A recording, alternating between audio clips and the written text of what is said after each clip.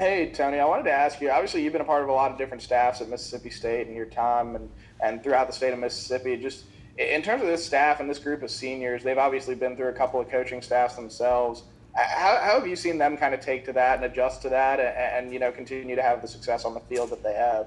Well, two of the leaders on the defense that have stood out, Earl Thompson has really stepped up, and Kobe Jones has really stepped up. Marquise Spencer, those guys have not blinked an eye. They have bought into what Coach Leach and the coaching staff brought here, and I think just my personal observation that they've played well this year. They showed leadership, they've showed toughness, and they showed resilience, and they've been very loyal uh, throughout the whole season and through the whole process of things. So, and I'm speaking specifically on that side of the ball because that's the guys that I'm around mostly, and that's what I've seen. And just quick follow up to that. I mean, when you take over a program and you have a new staff and all those things that go with that, I mean, to have guys like that and senior leaders in place, I mean, how much does that just help to kind of streamline things and put together that culture and have that buy-in when you're trying to build whatever culture that is? Well, it's a tremendous difference because you can focus and focus on football. You don't have to worry about the other things: who's happy, who's not happy, who's going through different things, and second guessing themselves about being at Mississippi State. But those guys are 100% Bulldogs. They make a statement that I play football for Mississippi State University, and I'm very proud to be here and represent the Bulldogs. Next, we'll go to David Murray. Coach Hughes, the defense has been very shorthanded the last couple of weeks. How proud or maybe even surprised have you been they've been able to play so well against two very good offenses with very limited substitution possibilities? Well, it's been a tough ride, especially in some of the positions, especially in the secondary, where we've had, I think Colin Duncan played 84 snaps against Ole Miss a couple of weeks ago, and Sean Preston played, I think, pretty much close to that, and that's tough in that pace of offense that they're running, and so. The guys stepped up. They haven't complained. They have taken on their role, and they've gone out there and they've played hard every week. The following changing subjects to the hot topic of the week. Of course, you've got a week now till the early signing period begins. We've talked to you often about getting a new staff. You've been the go-between, getting a lot of things settled in for these guys new to the region. How do you feel about getting this close to signing day and how this class looks like it's taking shape? Well, I think everyone is pleased and excited about the kids that we have, either verbally committed or said that they're going to sign with us on signing day, and so it's a lot of excitement and a lot of enthusiasm among the coaching staff and even among the kids that we've been recruiting along the way. They've seen us play and they see the opportunity and they see a program on the rise. So. I've seen nothing but positive things come from the kids that we're recruiting at this time. We'll go back to Ben Portnoy. Yeah, Coach, kind of to that, we had a Coach Arnett talking about kind of the what's been ingrained at this school and especially the defensive tradition as well.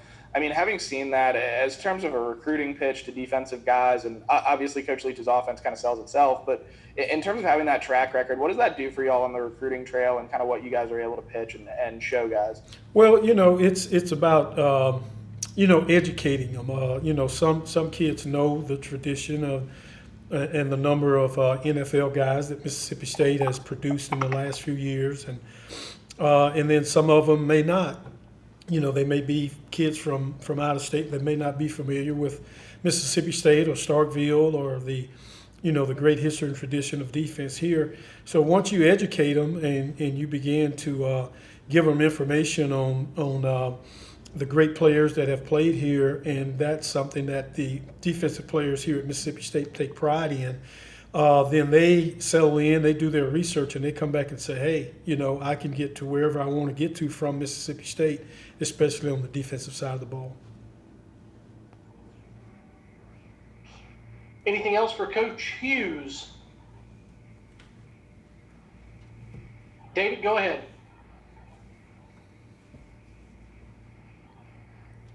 Okay, we talked about the secondary, how many snaps those guys are playing. Are you pleased the way they just held together despite the challenges they faced?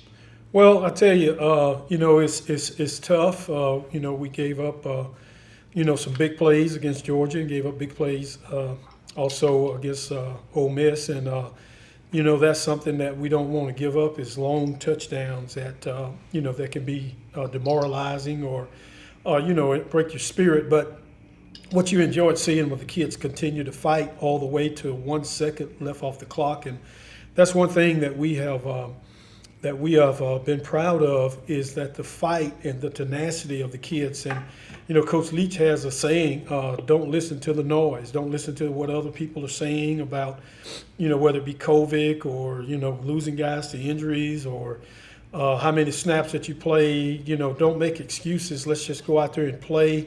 And play, and then let the ball fall where it mays. And that's the thing that was exciting to see is that the kids are continuing to fight despite those distractions, despite COVID, despite games being canceled and all of the things that's going on right now. And that's the thing that I know our staff is most proud of. Another thing, one of the guys you work with there, Zach's been nominated for the Broyles Award. You've worked with a lot of great coaches. You've been a great coach yourself in so many ways.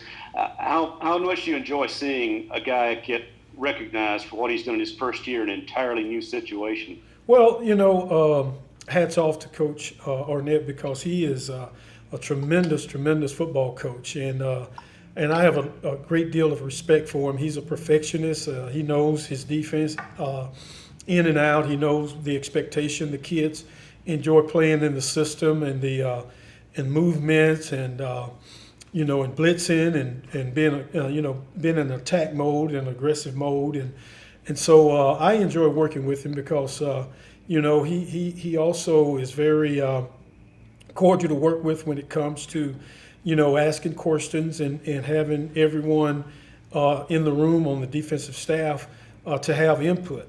Hey, what do you think about this, and what do you think about that, and so it makes you feel a part of what we're doing, which trickles all the way down to the players. So it's exciting to work with him and to learn from him, and then also him coming into the league, into the SEC for the first time. He'll ask me a question. He said, "Coach, what do you think about this, and what about that?" And it makes me feel good because he does give ear to some of the experiences that I've had since I've been here. Anything more for Coach Hughes? If not, Coach, thanks for joining us today. All right. Thank you, guys.